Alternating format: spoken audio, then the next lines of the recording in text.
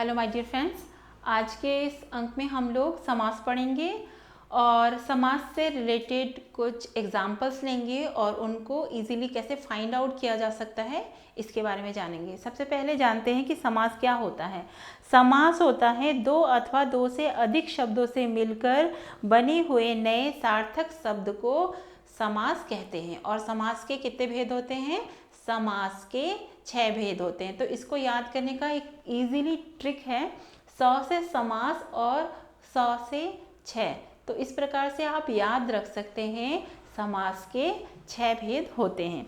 समास के भेद जानते हैं कौन कौन से हैं? अव्ययी भाव समास, तत्पुरुष समास, कर्मधारय समास, द्विगु समास, द्वंद्व समास और बहुब्रीहि समास। तो सबसे पहले हम आज की वीडियो में अव्ययी भाव समास और तत्पुरुष समास को समझने की कोशिश करेंगे और उससे रिलेटेड जो भी क्वेश्चंस हैं उनको हम लोग सॉल्व करेंगे। ठीक है, जिस प्रकार के क्वेश्चंस एग्जाम्स में पूछे जाते हैं हम उस प्रकार के थोड़े बहुत एग्जाम्पल्स को आज की वीडियो में सॉल्व करेंगे। ओके, तो अव्ययी भाव क्या समास क्या होता है? सबसे पहले समझिए अव्ययी समास क्या होता है। अव्ययी भाव जिस समास का पहला पद पूर्वप्रत अव्यय तथा प्रधान हो उसे अव्ययी भाव समास कहते हैं। पहला पद क्या होता है? पहला पद अर्थात जैसे कि एक उदाहरण के तौर पे समझ लीजिए, पहला पद होता है जैसे कि आ धन जन्म, तो क्या बन गया? आजन्म। तो ये पहला पद होता है। इसमें एक चीज़ और होती है, इसकी एक छोटी सी ट्रिक मैं आप लोगों को बता देती हूँ ताकि आप अव्ययी भाव समास को बहुत अच्छे प्रकार से समझ के क्वेश्चनों को फाइंड आउट कर सकते हैं। इसकी सबसे बड़ी विशेषता ये होती है कि इसमें जो पहला पद होता है, पहला पद हमेशा क्या होता है? ज़्यादातर वक्त क्या होता है? मोस्टली छोटा होता है और उपसर्ग होता है। तो अव्ययी भाव समास की एक विशेषता है। एक और विशेषता है, इसमें क्या है? शब्दों की पुनरावृत्ति होती है, मतलब एक शब्द दोबारा से ज़्यादातर वक्त रिपीट होते हैं। ठीक है, तो इस प्रकार से आप क्वेश्चनों को इजीली फाइंड आउट कर पाएंगे। ठीक है, इस प्रकार से हम लोग एक दो क्वेश्चंस के और इस प्रकार के उदाहरणों के द्वारा हम समझने की कोशिश करते हैं। जैसे फर्स्ट लेटर हमने फर्स्ट लिया था एग्जाम्पल आ जन्म, तो आ जन्म, आ धन जन्म, तो आ जन्म क्या हुआ?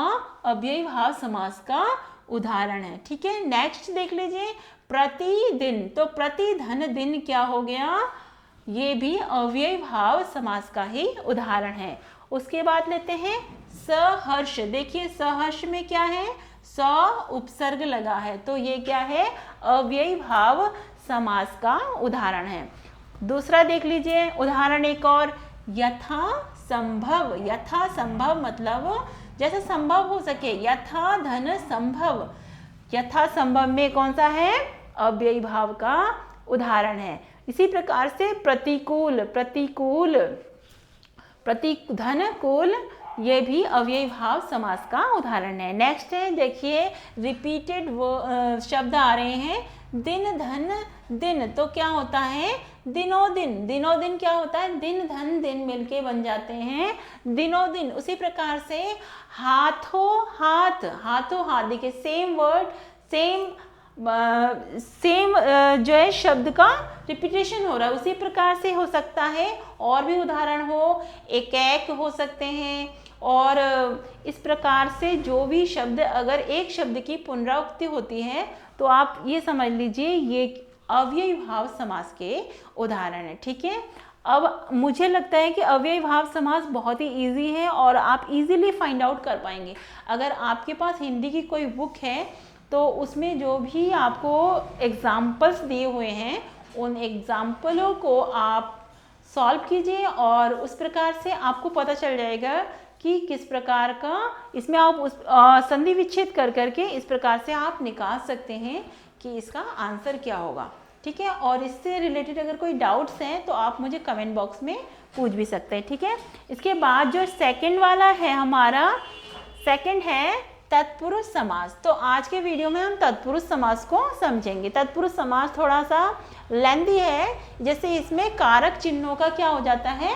लोप हो जाता है। ठीक है, इसमें डेफिनेशन ये होता है जिस समास में जो द्वितीय पद होता है, सेकंड पद होता है, वो क्या होता है, इसमें प्रधानता होती है दूसरे पद की, और इसमें कारक चिन्हों का लोप होता है। अब कारक हमने पढ़ा था कर्ता ने, कर्म को, करण से, ये आप लोगों को अच्छी तरीके से याद होना चाहिए, तभी आप जो है तत्पुरुष समास को इजीली फाइंड आउट कर पाएंगे, क्योंकि इनमें कारक चिन्हों का लोप होता है। ठीक है, इसके एक दो उदाहरण से आप लोग समझने की कोशिश कीजिए। इसको फाइंड आउट करने से पहले आप कारक को अच्छे तरीके से याद कर लीजिए। अगर आप लोग चाहते हैं कि मैं कारक पे वीडियो बनाऊं तो आप लोग कमेंट बॉक्स में लिखें। ठीक है, इसके एक दो उदाहरण लिखते हैं, एग्जाम्पल देख लीजिए।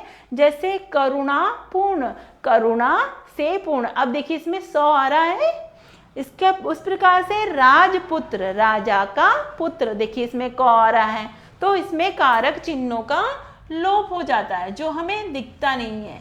ठीक है, ये देख लीजिए सामने लिखा है राजपुत्र, तो ये इसको अगर हम लिखेंगे तो ये क्या है, राजपुत्र कौन होता है, राजा का पुत्र होता है। और करुणापूर्ण, तो करुणा से पूर्ण व्यक्ति को कहा जाता है। ठीक है, नेक्स्ट उदाहरण है यश प्राप्त, यश को प्राप्त करने वाला। ठीक है, पाप मुक्त, पाप से मुक्त होने वाला। इसी प्रकार से आप और भी एग्जाम्पलों को इजीली फाइंड आउट कर पाएंगे अगर आप एग्जाम्पलों को सॉल्व करेंगे। इससे रिलेटेड भी बहुत सारे क्वेश्चंस एग्जाम में देखे जाते हैं, क्योंकि कारक चिन्हों के बारे में आप लोगों को बहुत अच्छी तरीके से पढ़ना पड़ेगा, और कारक से लेके उसी प्रकार से इसकी जो विभक्तियां हैं इससे रिलेटेड क्वेश्चन भी पूछ लिए जाते हैं। जैसे कर्म तत्पुरुष हो गया, करण तत्पुरुष हो गया, और संप्रदान तत्पुरुष हो गया, अपादान तत्पुरुष हो गया, तो इसमें जो भी विभक्तियां होती हैं उनको आपको याद करना ज़रूरी है। और संबंध तत्पुरुष है, तो इस प्रकार से इसमें जो भी विभक्तियां होती हैं जिनका लोप हो जाता है इसमें, तो आप पहले उनको याद करेंगे, उसके बाद है जो इसके जो क्वेश्चंस हैं इनको बहुत इजीली फाइंड आउट कर सकते हैं। जैसे कि गगन को चूमने वाला क्या होता है, गगन चुंबी को क्या कहते हैं, गगन को चूमने वाला, ये क्या है, कर्म तत्पुरुष का उदाहरण है। हम एक एक उदाहरण आपको बता देते हैं, आप इजीली इससे रिलेटेड और भी एग्जाम्पल जो भी हैं उनको आप सॉल्व कीजिए। मैं बार बार आप लोगों को इसलिए ये कहती हूँ कि एग्जाम्पलों को सॉल्व कीजिए, क्योंकि एग्जाम्पल आप सॉल्व करेंगे तभी ही क्वेश्चनों को बहुत अच्छी तरीके से कर पाएंगे। ठीक है, और दूसरा देखिए करण तत्पुरुष होता है, तो करण तत्पुरुष का उदाहरण देख लेते हैं एक दो। करुणा से पूर्ण, तो ये क्या है, करण तत्पुरुष है। ठीक है, उस प्रकार से मन से चाहा, मन चाहा मतलब मन से किसी चीज़ को चाहना। ठीक है, उसी प्रकार से संप्रदान, संप्रदान में क्या होता है, संप्रदान में के लिए होता है, तो के लिए क्या है, प्रयोगशाला, तो प्रयोग के लिए क्या होता है, प्रयोगशाला। ज़्यादातर देखिए आता है इसमें गौशाला आता है, गौ के रहने की जगह गौ के लिए शाला, उस प्रकार से पाठशाला होता है, और भी बहुत सारे इस तरह से। हथकड़ी, तो हथकड़ी ये भी बहुत बार रिपीटेड क्वेश्चन है जो एग्जाम्स में देखे गए हैं। हाथ के लिए कड़ी, तो क्या हो गया, ये हथकड़ी, और ये संप्रदान तत्पुरुष का उदाहरण है। और अपादान तत्पुरुष का उदाहरण, अपादान क्या होता है, जिसमें अलगाव होता है, मतलब अलग हो जाता है। जैसे कि पेड़ से पत्ता गिर गया, छत से बच्चा गिर गया, ठीक है, ट्रेन जो है स्टेशन से चली गई, तो इस प्रकार से क्या होता है, अलगाव की भावना इसमें उत्पन्न होती है। जैसे कि आप समझ लीजिए देश निकाला, तो क्या हो गया, देश से किसी व्यक्ति को निकाल दिया गया, तो फिर क्या हो गया, इसमें से तो आ रहा है लेकिन इसमें अलगाव भी आ रहा है। इस प्रकार से है संबंध तत्पुरुष, तो संबंध तत्पुरुष क्या होता है, इसमें होता है काकी के होता है, तो इसमें आप संबंध देखेंगे तो संबंध क्या है, तो राजपुत्र, राजपुत्र क्या है, राजा का पुत्र। इस प्रकार से राजकुमार, तो राजा का कुमार। इस प्रकार से पराधीन, पर के मतलब दूसरों के अधीन, गृह स्वामी घर का स्वामी। ठीक है, और जो होता है अधिकरण तत्पुरुष, अधिकरण में क्या होता है, में पर का लुप्त हो जाता है। ठीक है, इसमें क्या होता है, उदाहरण देख लीजिए, जैसे कि शोकमग्न, तो शोक में क्या हो गया, कोई इंसान मग्न हो गया, उसे दीन दुनिया से कोई मतलब नहीं है। ठीक है, उसी प्रकार से है आपबीती। आपबीती मतलब होता है कि खुद पे बीता हुआ। ठीक है, आपकी बीती। और गृह प्रवेश तो घर में, पर ग्रह में प्रवेश। ठीक है, आई होप आप लोग अच्छी तरीके से समझ गए होंगे।